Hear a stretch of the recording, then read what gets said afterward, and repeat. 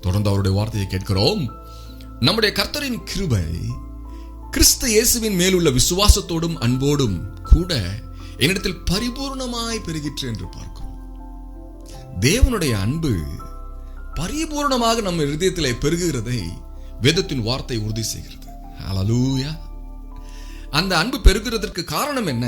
அது கர்த்தரின் கிருபை, கிறிஸ்து இயேசுவின் மேலுள்ள நம்முடைய விசுவாசம். இந்த இரண்டு காரியங்களும் அவருடைய வல்லமையை நம்மிலே பரிபூர்ணமாய் பெருக பண்ணுகிறதை நாம் பார்க்கிறோம். ஹல்லேலூயா. என்னை பார்த்துக் கொண்டிருக்கிற தீர்க்க தரிசனமானவர்களே, மாணவிகளே, தேவன் உங்களை இப்பொழுது என் மூலமாக அழைக்கிறார். அவருடைய தீர்க்க தரிசன ஊழியத்தை செய்யும்படியாக அழைக்கிறார். அப்படி நீங்கள் ஆம் என்று வரும்பொழுது உங்களை தகுதிப்படுத்துகிறவர் அவரே. உங்கள் இருதயத்தில் தெய்வீக அன்பை ஊற்றுகிறவரும் அவரே. உங்களை புதிய மனுஷனாக சிருஷ்டியாக மாற்றுகிறவரும் அவரே. ஹல்லேலூயா.